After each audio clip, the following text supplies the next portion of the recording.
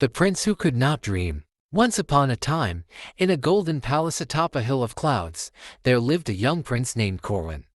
He had everything a child could wish for: silken robes, golden toys, a garden of singing roses, and servants who brought him sweet cakes before bedtime. But Prince Corwin had a secret: he could not dream. While other children drifted into enchanted lands in their sleep, Corwin's nights were dark and silent.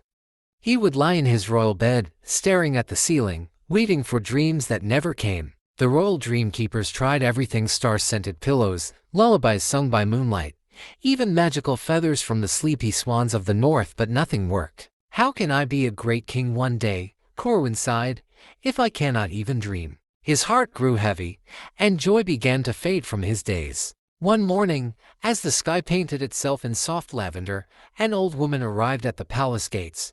Her eyes sparkled like candlelight. "I am Myra, the dream weaver," she said. "I've come to help your prince." "Do you carry potions?" asked the queen. "No," said Myra, shaking her head. "I carry stories." That night, Myra sat beside Corwin's bed and began to speak. She told him a tale of a forest where trees whispered secrets, of a lion who wore spectacles and taught poetry, of a little girl who caught stars in glass jars. Corwin's eyes fluttered, his breathing softened, and for the first time in his life, he dreamed. In his dream, he flew over valleys made of velvet and watched glowing fish swim through the sky. He rode on the back of a cloud fox and laughed louder than ever before. The next morning, the prince ran through the palace halls shouting, "I dreamed, I dreamed." But Myra only smiled gently. "A story is a seed," she said.